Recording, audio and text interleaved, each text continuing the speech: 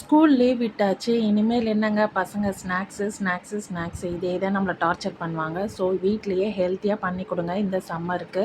நாங்க இன்றைக்கி என்ன செஞ்சுருக்கோன்னா, வீட் மோமோஸ் தான், சிக்கன் மோமோஸ். எப்படி செய்கிறதுன்னு பார்க்கலாமா?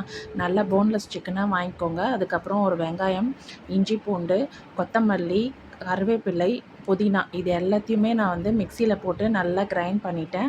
இது கூடவே வந்து கொஞ்சமாக உங்களுக்கு குழந்தைங்களுக்கு ஏற்ற மாதிரி கொஞ்சமாக மிளகாய்த்தூள், கரம் மசாலா, பெப்பர் தூள், மஞ்சள் தூள், உப்பு எல்லாம் சேர்த்து நல்லா கிரைண்ட் பண்ணிவிட்டு, அதுக்கப்புறம் நம்ம எப்போவுமே சப்பாத்திக்கு செய்கிற மாதிரியே கோதுமை மாவை நான் பிசைஞ்சு வச்சுருக்கேன். அதை வந்து என் பொண்ணு தான் இந்த மாதிரி ஃபோல்டு பண்ணால். ஸோ அதுக்குள்ளே அந்த ஸ்டஃபிங்கை வச்சு ஃபோல்டு பண்ணி வீட் மோமோஸ் ரெடி ஆகிடுச்சு. ஆவியில் நம்ம இட்லி வேக வைக்கிற மாதிரியே வேக வச்சு எடுத்தால் சூப்பராக டேஸ்ட்டாக செம்மையாக இருந்துச்சுங்க. வீட்டில் கண்டிப்பாக ட்ரை பண்ணுங்கள். மைதா மோமோஸை விட இது ரொம்பவே நல்லாயிருக்கும். அதுக்கப்புறம் மிச்சம் இருக்கிற அந்த ஸ்டஃபிங்கை என்ன பண்ணுறதுன்னு யோசித்தோம். அதுக்கப்புறம் அதை கட்லெட் மாதிரி போடலாம் அப்படின்னு சொல்லிட்டு நானும் என் பொண்ணும் என்ன பண்ணோன்னா, தோசைக்கல்லில் அந்த மிச்சம் இருக்க உள்ள ஸ்டஃபிங்கை கட்லெட் மாதிரி போட்டோம். அதுவுமே செம்மையாக இருந்துச்சு.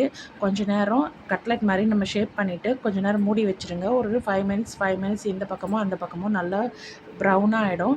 செம்ம டேஸ்ட்டாக இருக்கும். இதை ஏதாவது சாஸோ இல்லை சும்மாவே இது ரொம்ப நல்லா இருந்தது. ட்ரை பண்ணி பாருங்கள் ப்ளீஸ்.